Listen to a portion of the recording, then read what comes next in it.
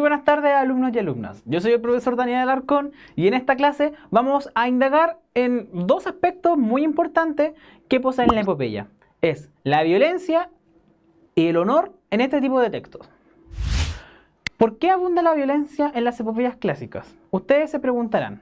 Si han leído algunas epopeyas como la Ilíada o la Odisea, se darán cuenta de que hay muchas escenas en donde hay enfrentamientos, hay golpes, hay heridas, hay sangre y entre otras escenas más. Ahora, ¿por qué hay ese tipo de violencia en estas epopeyas? Para entenderlo, debemos profundizar en cómo se vivía en aquella época.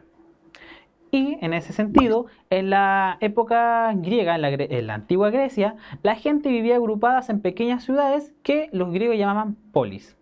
Bueno, cada polis era una ciudad en la cual tenía sus propias costumbres, tenía sus propios dioses y también tenía su propia forma de gobierno. Es decir, cada ciudad tenía sus propios reyes o tenía un modo de vida, una forma distinta de normar las reglas entre cada polis o entre cada sociedad. Podemos ver en la imagen de arriba Atenas, que era la polis más conocida que la polis más grande que hubo en la época griega. Actualmente la ciudad de Atenas es la capital de Grecia y un legado que se dejó de la polis de Atenas fue la Acrópolis, que es la imagen, que es la estructura que pueden ver en la imagen que está presente ahí en la diapositiva. En aquel lugar se reunían los dioses y por eso llegó a ser tan conocida. En cambio también tenemos otra polis también ubicada en Grecia, que es la polis de Esparta. Esparta, a diferencia de Atenas, era una polis muy guerrera. Ahí a los ciudadanos se les inculcaba desde chico todo el tema belicista de la guerra y se los preparaba en caso de guerra. A pesar de que en el mismo territorio griego habían distintas polis, tenían muy poco contacto entre sí debido a que estaban distanciadas. En el caso griego, por ejemplo, en la geografía de Grecia había muchas montañas, hay muchas islas, por lo cual muchas polis estaban distantes unas de sí, estaban distantes entre sí. Y en muchas ocasiones surgían conflictos entre las mismas polis, debido al territorio. Alguna otra polis se quería apoderar de otro territorio, y también a través de la conquista de otras polis, por lo cual constantemente estas polis pasaban en guerra y de ahí proviene la violencia que se originaba o la violencia que se describe mucho en la epopeya.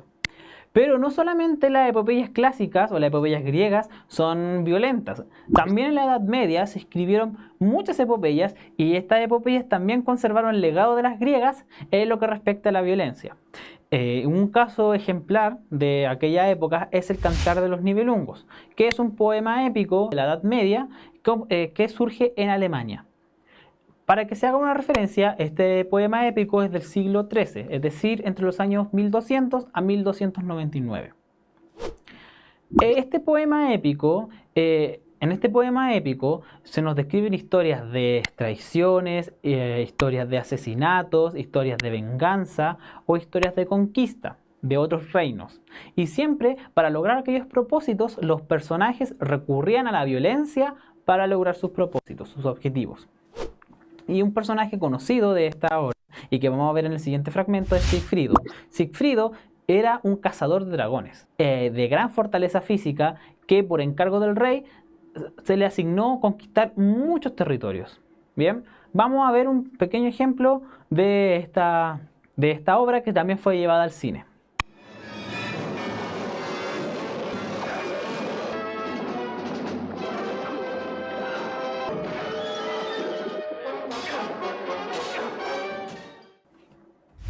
Bien, como podrán ver, antiguamente los hombres peleaban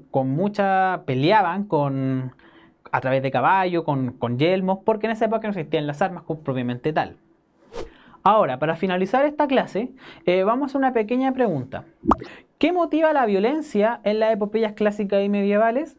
el motivo que lleva a que las epopeyas sean tan violentas es las constantes guerras que describen la epopeya. Al igual, por ejemplo, que en la epopeya clásica y en la epopeya medieval, los pueblos pasaban en constantes guerras, por lo cual, para poder lograr sus propósitos, siempre iban de la forma más violenta posible para, por ejemplo, conquistar territorios, o como por ejemplo vimos en el Cantar de los Nibelungos, para lograr que los otros pueblos se sometieran a la voluntad del rey.